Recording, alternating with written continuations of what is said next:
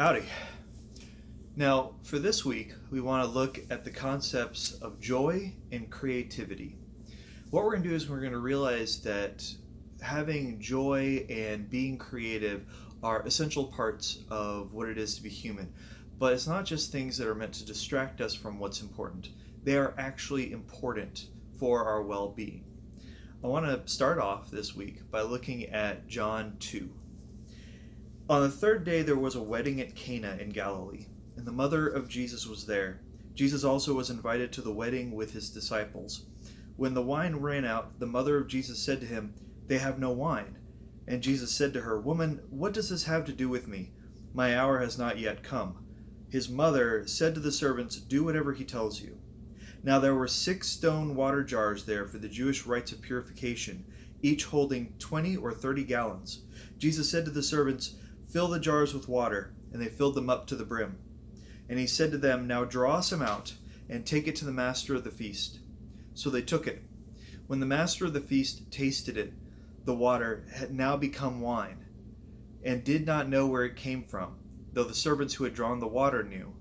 The master of the feast called the bridegroom and said to him, "Everyone serves the good wine first, and when people have drunk freely, then the poor wine. But you have kept the good wine until now." This, the first of his signs, Jesus did at Cana in Galilee, and manifested his glory, and his disciples believed in him. Now, with this story, what I want us to remember is that Jesus' first miracle, as far as an actual act that he committed independently of the events surrounding him, this was ended up being happening at a party. The thing is that oftentimes we don't realize that joyful times, chances of celebration and enjoyment, are opportunities to let down our guard, to become who we're truly meant to be. But it also gives a chance to recover from a week that might have been very busy and very hard. The thing is that joy is something that allows our body, the chemicals inside of us, the hormones, all the different levels that we have, to end up recovering from stress and an off balance that can oftentimes happen when we're doing the same thing day in and day out. The thing is that Jesus had a very, rough life like everybody else did. He was a carpenter. He had a regular job. And now he was going out and meeting people and beginning a ministry that was going to be lasting for the next few years that would end up leading to his eventual death. Now, with that, though, is that doesn't mean that he was then sidetracked. Going to this wedding was important. It was something that he was meant to do.